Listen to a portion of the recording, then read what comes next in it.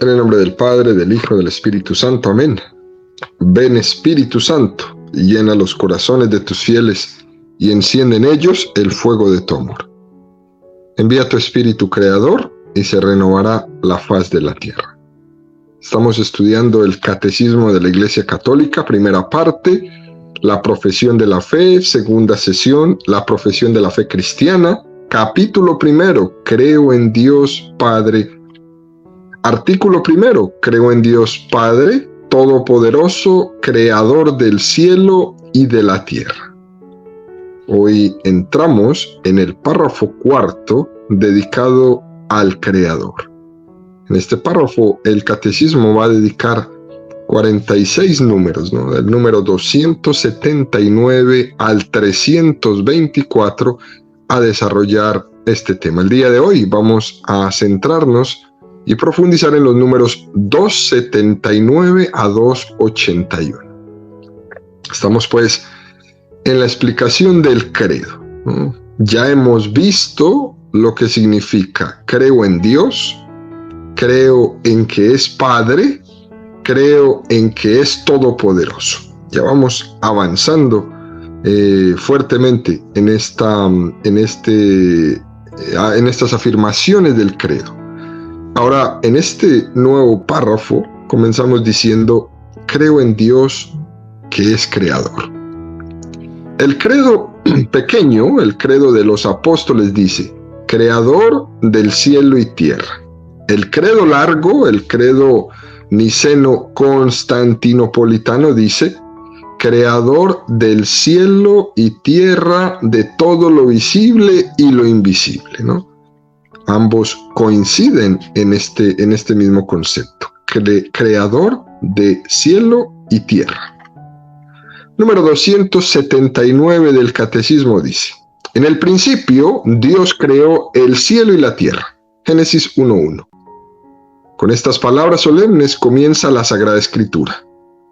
El símbolo de la fe las recoge confesando a Dios Padre Todopoderoso como el Creador del cielo y de la tierra, de todo lo visible y lo invisible. Hablaremos pues primero del Creador, luego de la creación y finalmente de la caída del pecado de la que Jesucristo, el Hijo de Dios, vino a levantarnos. Número muy hermoso, este número 279, que nos deja entrever cómo será la estructura que el Catecismo va a utilizar para organizar la explicación de este apartado sobre Dios creador, ¿no? Primero nos habla de creador, luego de su creación y finalmente nos hablará de la caída del pecado, de la cual Jesucristo, el Hijo de Dios, vino a levantarnos. Esa es la estructura: creador, creación, pecado. Esta es la ruta de explicación. Bueno, también nos recuerda que el primer versículo de la Sagrada Escritura es la afirmación de la creación. Así comienza la Biblia. Al principio creó Dios el cielo y la tierra. Esa es la primera frase de la Sagrada Escritura. Y uno se pregunta, ¿y cuál es la última frase de la Sagrada Escritura? Si la primera es, al principio creó Dios el cielo y la tierra, ¿cómo se concluye? Y concluye de una manera muy interesante en el libro del Apocalipsis. Dice el que da testimonio de estas cosas: sí, vengo pronto, amén. Ven, Señor Jesús. La gracia del Señor Jesús esté con todos vosotros. Así termina la Sagrada Escritura. Comenzó con la revelación de que Dios es creador y termina con la revelación de que Jesús vino y vendrá a nosotros. Amén. Y que nuestra vida, queridos amigos, consiste en estar abiertos y preparados a esta llegada de Jesucristo. Así de simple es la Sagrada Escritura. Viene cada día, le acogemos, y viene cada día, en especial en los sacramentos que la Santa Iglesia Católica nos ofrece, y vendrá glorioso al final de los tiempos. Y uno se pregunta, bueno, ¿qué tiene que ver una cosa con la otra? Tiene que ver mucho, porque la creación solo puede ser entendida como el inicio del plan de salvación de Dios para nosotros. Dice el catecismo, ¿no? Con estas palabras solemnes comienza la Sagrada Escritura. El símbolo de la fe la recoge confesando a Dios Padre Todopoderoso como creador del cielo y de la tierra, de todo lo visible y lo invisible. Algunas traducciones bíblicas nos hablan de en el principio, otras traducciones bíblicas dicen al principio. Realmente eso no es lo más importante. Lo que importa es que aunque Dios no tiene principio, aunque Dios es eterno, la creación sí ha tenido un principio. Hubo un tiempo en el que la creación no existió. Hubo un tiempo donde el Padre, el Hijo y el Espíritu Santo, aunque conocían lo que iba a pasar, todavía eso no era llevado a cabo en ese designio amoroso. Y esto es algo, queridos amigos, que nos cuesta entender y no podemos querer meter ese misterio dentro de nuestras categorías humanas porque no cabe. Debemos entender que cuando Dios creó el mundo, creó también el tiempo y el espacio. Cuando decimos en el credo, en el principio Dios creó el cielo y la tierra, debemos entender claramente que ese en el principio se refiere al principio de nuestra creación, porque Dios creó al mundo y lo creó en unas coordenadas de espacio y de tiempo muy específicas. Pero es el principio nuestro, no el principio de Dios. Dios está fuera del espacio, Dios está fuera del tiempo. Dios no tiene espacio, Dios no tiene tiempo. Para Dios ayer es hoy, para Dios mañana es hoy. Dios posee en un instante toda la eternidad. Es como un completo presente. La definición de la eternidad que encontramos por ahí en la filosofía la dijo muy bellamente un filósofo de nombre Boecio en el siglo V después de Jesús. Dice Boecio que la eternidad es la posesión simultánea en un punto de todo el tiempo. Solo Dios es eterno. Nosotros no somos eternos, porque hemos tenido un principio. Un principio. Todo esto suena un poco como complicado de entenderlo. Pero nosotros no podemos desprendernos del espacio ni del tiempo. Saben ustedes que arriba en el espacio no existe el tiempo tampoco. No hay relojes en la luna, no hay tiempo. Y entonces, como no lo entendemos, algunas veces nos armamos unos líos tremendos en nuestra mente. Y se suscitan siempre las preguntas, pues, raras, como, ¿y antes de Dios qué era lo que existía? ¿O cuántos años tiene Dios? ¿O dónde habita Dios? ¿O cuánto espacio ocupa Dios? Son preguntas que siempre salen, pero son preguntas de una mente que tiene mucha imaginación, ¿no? Y que no la puede controlar, porque realmente no caben las preguntas cuando se entiende que Dios no tiene un espacio ni un tiempo, como tampoco es hombre o tampoco es mujer. Esas categorías que son netamente humanas no se las podemos preguntar a Dios, porque Él no entra dentro de esas categorías. Dios es Dios, eso es lo que Él es. Nosotros somos humanos, por eso hablamos de tiempo, por eso hablamos de espacio, por eso hablamos de edades, por eso hablamos de género masculino o género femenino, pero nosotros, no Dios. Dios hace un acto de creación. Y con esa creación se introduce el tiempo y el espacio junto con la creación. Por tanto, queridos amigos, el espacio y el tiempo también son criaturas de Dios. Por eso cuando decimos, en el principio Dios creó el cielo y la tierra, es en el principio nuestro, no en el principio de Dios, porque Él no tiene principio. El Papa Benedicto XVI dice que este concepto es muy importante porque nunca se puede olvidar que somos criaturas, ¿no? Y que ese concepto de ser criatura integrado en nuestra vida nos ayuda a entender muchas otras cosas. Por ejemplo, ¿no?, el concepto de la libertad. Este temita de la libertad que nos mata, ¿no?, que divide al mundo. ¿Qué es este concepto de la libertad? En una cultura donde estamos desligando libertad de verdad. ¿Por qué? Dice el Papa Benedicto XVI, porque no nos hemos dado cuenta que al principio está la creación y nuestra libertad es una libertad donada.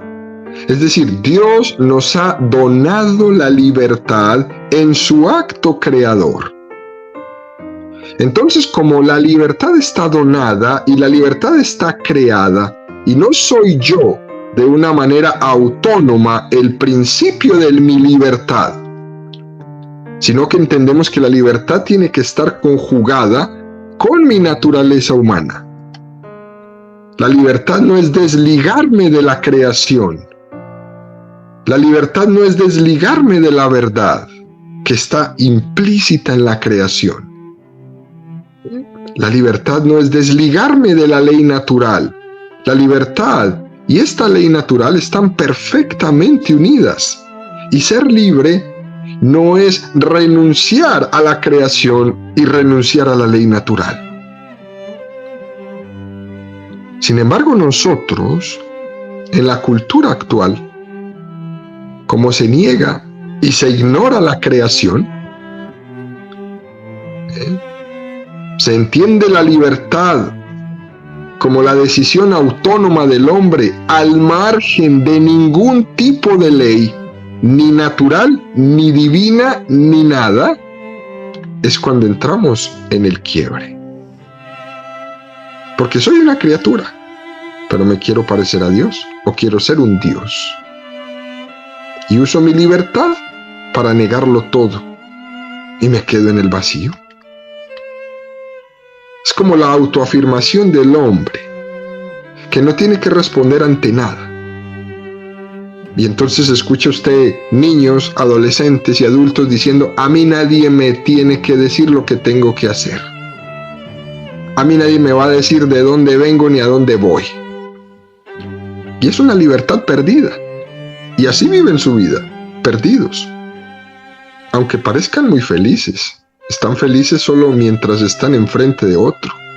Pero cuando se quedan solos, cuando cierran la puerta de su casa o la puerta de su habitación, caen en su vacío propio. Porque nos estamos educando y nos están intentando vender una sociedad solamente de apariencia, pero no tiene fondo. A mí nadie me dice qué hago porque yo soy libre. Oye, qué mal concepto de libertad tienes. Vas sin rumbo, vas sin norte, porque es que se te ha olvidado que la libertad es una libertad de criatura, que tú no eres Dios, que eres una criatura. Cuando nos olvidamos que somos criatura, pretendemos endiosarnos, y entonces la libertad empieza a ocupar el lugar que no le corresponde. Se sienta en la silla que no le corresponde, en la silla que es únicamente para el creador, no para la criatura. Y con todo esto lo que estamos diciendo es que para los que creemos en la creación de Dios, la libertad no es que sea algo menos, no. Pero nosotros creemos en que la libertad del hombre es una libertad que está llamada a reconocer a su Creador y a reconocer la verdad. ¿Y cuál es la verdad? La verdad es que somos criaturas de Dios. Si yo no reconozco esto, me empiezo a endiosar. Y cuando me empiezo a endiosar, empiezo a decir, nadie me dice a mí lo que tengo que hacer o cómo lo tengo que hacer. Y cuando yo vivo mi vida diciendo que nadie me dice qué y cómo, y entonces me hago un Dios, me empiezo a meter en un problema terrible, tan grande como que el que está a mi lado también es Dios. Y mi mamá también es Dios, y mi papá también es Dios, y mi amigo también es Dios. Y se convierte en un mundo lleno de dioses. ¿Y quién le va a dar culto a tantos dioses? ¿Se han preguntado eso? ¿Quién le va a dar culto a tantos dioses? ¿Qué va a pasar? Los dioses se terminan matando entre ellos, porque ya no va a haber quien les dé culto. Y Dios ha querido que más bien nosotros colaboremos con Él, que no únicamente seamos como el resto de la creación. Dios no quiere que yo sea como piedra o como árbol. Dios quiere que seamos tú y yo protagonistas de la creación, colaborando con ella libre y voluntariamente. Pero volvemos a insistir. Uno de los principales dramas del hombre moderno es olvidarse que es criatura. En gran parte porque solo se pretende dar una explicación científica al origen del mundo, como si la explicación científica del origen del mundo hiciera innecesaria la explicación de la creación de manos de Dios. La ciencia explica esto así, porque la ciencia, para explicar algo, tiene que partir de algo de materia ya existente. La ciencia empieza a explicar la creación desde el momento de la creación. Pero la ciencia no tiene la capacidad de preguntarse antes de la creación, antes de la materia que existía, no puede ir hasta allá. La ciencia nunca lo podrá explicar lo que había antes de la materia, porque la ciencia se entiende desde la explicación de la materia, de lo que está creado. Desde ahí puede explicarlo todo, pero más atrás ya no puede. Lo demás, lo inmaterial, es de la teología, es de la metafísica, es de la filosofía, claro que sí. En resumen, ¿no? El primer versículo de la Biblia nos recuerda que somos criaturas. Eso también quiere decir que nuestra espiritualidad tiene que estar marcada por nuestra creaturalidad. Tenemos Padre, no somos huérfanos. Hemos sido pensados desde toda la eternidad para un plan divino. Tengo un Padre que es mi Creador. También el hecho de que nosotros afirmemos que somos creados, estamos diciendo con ello que nosotros también somos dependientes de Dios. Dios es creador y al mismo tiempo es quien sostiene su creación. Yo no soy Dios. Yo no soy plenamente autónomo. Mi libertad no es una libertad propia, es una libertad creada. Es una libertad donada. Pero al mismo tiempo afirmamos que Dios al crearnos nos da cierta autonomía para utilizar de esa libertad bien o utilizarla mal. Bien o mal. Por lo tanto, es reconocer su propia dignidad a la creación. ¿Por qué decimos esto, no? Porque es verdad que cuando Dios nos crea, también hay una separación. La creación es como un parto.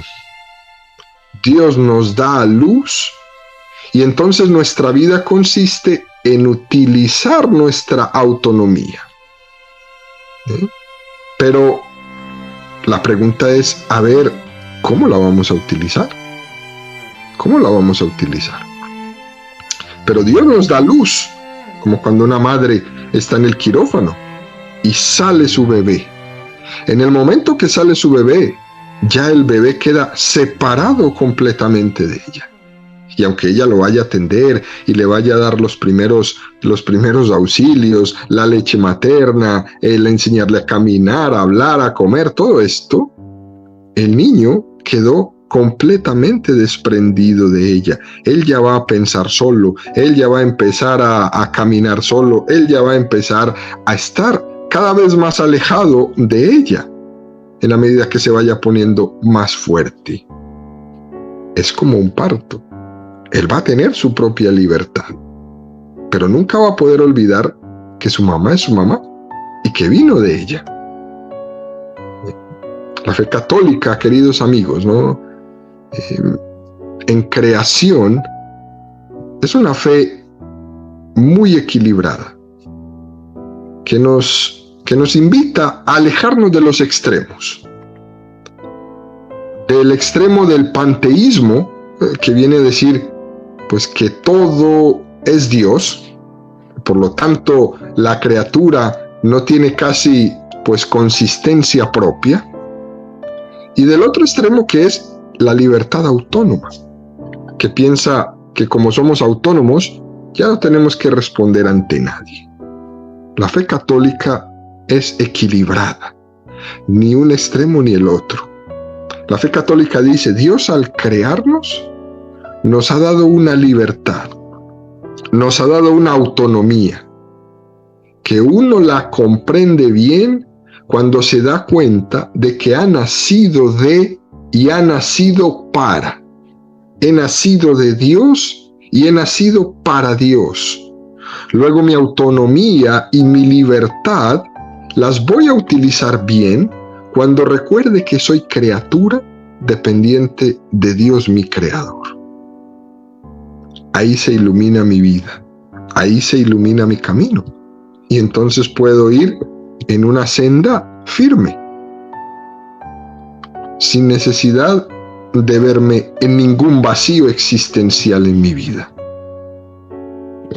Número 280 del Catecismo continúa diciendo: la creación es el fundamento de todos los designios salvíficos de Dios, el comienzo de la historia de la salvación, que culminan en Cristo. Inversamente, el misterio de Cristo es la luz decisiva sobre el misterio de la creación. Revela el fin en vista del cual, al principio, Dios creó el cielo y la tierra. Desde el principio, Dios preveía la gloria de la nueva creación en Cristo. Este número 280, queridos amigos, nos habla de otro aspecto muy interesante, ¿no? Que la creación, no pensemos que es un episodio desligado del resto de cosas de la Sagrada Escritura, que nos cuenta la Sagrada Escritura. Especialmente de cómo al final el Padre envió a Jesucristo y se hizo hombre en las entrañas de María Virgen para salvarnos. Uno se pregunta, ¿hasta qué punto está unido en el plan de Dios la creación del mundo con su decisión de que llegada la plenitud de los tiempos iba a enviar a Jesucristo? ¿Qué relación existe entre que Dios ha creado el mundo y que tenía al mismo tiempo definido que iba a enviar a su Hijo para salvar el mundo? Y como podemos ver, queridos amigos, el plan de Dios es un plan que estaba desde toda la eternidad pensado. No pensemos que Dios no había o no sabía que iba a enviar a su Hijo al final de los tiempos. Lo que aquí se nos quiere afirmar es que Dios creó al mundo en Cristo. Esa es la afirmación fuerte. Y para iluminar esta afirmación, el Catecismo nos va a referir a Romanos 8, 18, 23. Porque estimo que los sufrimientos del tiempo presente no son comparables con la gloria que se ha de manifestar en nosotros, pues la ansiosa espera de la creación desea vivamente la revelación de los hijos de Dios. La creación, en efecto, fue sometida a la vanidad, no espontáneamente, sino por aquel que la sometió, en la esperanza de ser liberada de la servidumbre de la corrupción para participar en la gloriosa libertad de los hijos de Dios. Pues sabemos que la creación entera gime hasta el presente y sufre dolores de parto. Y no solo ella, también nosotros que poseemos las primicias del Espíritu. Nosotros mismos gemimos en nuestro interior anhelando el rescate de nuestro cuerpo. Estos son los versículos muy interesantes, ¿no?, que nos están recordando que la creación que ha sido sometida, que ha sido herida por el pecado, está esperando expectante la liberación de su esclavitud. Está esperando a su Redentor Jesucristo. Dios nos creó y nos creó libres. Pero prolongando ese acto de creación, después Jesucristo se presentó ante nosotros como el libertador de nuestra libertad esclava. Dios nos creó libres. Nosotros nos hicimos esclavos. Y finalmente tuvo que enviarnos a su Hijo Jesucristo para liberar nuestra libertad esclavizada. Y todo ello es un mismo plan de salvación. Pero Dios me creó libre. Yo me hice esclavo, usando mal mi libertad. Y Dios, aún así, no me condena, sino que envía a su Hijo para liberar mi libertad esclavizada. Jesucristo ha venido para que podamos ser libres con la libertad de los hijos de Dios. Luego, ¿qué nos dice esto? Que no hay dos planes de salvación. La creación es el inicio de la historia de la salvación. El primer acto de salvación que Dios hizo fue crearnos. Y después, redimirnos. Y el siguiente, tenernos con Él. Y en todo este plan, queridos amigos, existe una completa unidad. Una completa unidad. Fijémonos cómo, ¿no? El hombre, imagen de Dios, realiza su designio de ser imagen de Dios a lo largo de una secuencia de momentos históricos que podríamos catalogarlos así, ¿no? La imagen formada, que es la creación. La imagen deformada, que es el pecado. La imagen reformada, que es la justificación. Y la imagen consumada, que es la escatología, que es el ver a Dios cara a cara, la visión beatífica, el cielo. Fijémonos bien, ¿no?, la unidad que hay en todo esto tan increíble, ¿no? La imagen formada, que es la creación. Dios nos creó de la nada.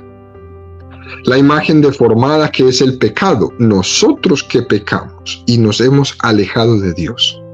La imagen reformada, que es la justificación y la gracia.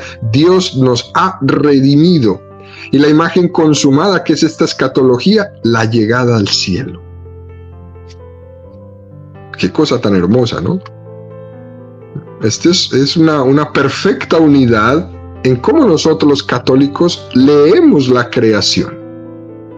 Nos estamos todo el tiempo escandalizando de porque pecamos, ¿no? Esa es solamente una partecita. Ese es el momento del alejamiento de Dios, pero después viene una imagen de la deformación a la reforma, que es que Dios me ha redimido. Hay una imagen reformada por la redención de Jesús. Y esa redención de Jesús me abre la puerta del cielo. Porque es que tú y yo estamos llamados a vivir en el cielo, a llegar al cielo. Número 281 del Catecismo dice: por esto, Las lecturas de la noche pascual, celebración de la creación nueva en Cristo, comienzan con el relato de la creación. De igual modo, en la liturgia bizantina, el relato de la creación constituye siempre la primera lectura de las vigilias de las grandes fiestas del Señor. Según el testimonio de los antiguos, la instrucción de los catecúmenos para el bautismo sigue el mismo camino. Si nos acordamos alguna vez que hayas participado en la vigilia pascual, en el sábado santo en la noche, cuando ya ha caído el sol, cuando ya ha oscurecido, esa vigilia pascual, que es la celebración más grande del catolicismo, que es la madre de todas las liturgias, esta resurrección de Jesucristo, la primera lectura de la vigilia pascual inicia diciendo: en el principio Dios creó el cielo y la tierra. Iniciamos la celebración de la resurrección de Jesucristo con la creación. Y uno se pregunta, ¿qué tiene que ver la creación del mundo con que vamos a celebrar esta noche la resurrección de Jesucristo? Tiene que ver todo. Y con esto se subraya que el designio de salvación es uno. Hemos sido creados en Cristo. ¿Qué quiere decir esto? Que cuando Dios nos creó, Él ya sabía que iba a enviar a su Hijo como Salvador del mundo. Y por eso nos ha predestinado en Cristo. Y por eso hemos sido creados tomando a Cristo como primogénito de toda criatura. Y por eso el modelo que Dios usó para la creación fue Cristo. Y por eso el modelo que tú y yo tenemos para vivir es Cristo. Es decir, el modelo desde el que el Padre creó el mundo fue Jesucristo, sabiendo que finalmente le iba a enviar, sabiendo que le iba a encarnar en las entrañas de Santa María Virgen. Y esto supone, queridos amigos, meternos en el corazón de Dios. Esto supone decir que esto es como si Dios hubiera adelantado la gracia de Cristo al primer momento de la creación. De igual forma, la gracia de Cristo estaba en el momento de la creación, porque Cristo estaba presente en la creación. Pero llegada la plenitud de los tiempos, viene Jesucristo, nacido de las entrañas de la Santísima Virgen María, y pasaría a ser hombre para siempre. Esta es nuestra fe. Y la fe católica nos recuerda que en la creación del mundo ya estaba presente en ella el designio de una llegada de Jesucristo.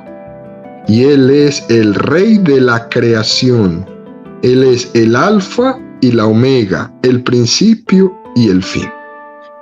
Y terminamos diciendo, Él es el que libertó nuestra libertad esclava y dio toda su plenitud al designio de salvación por el que Dios había creado todo.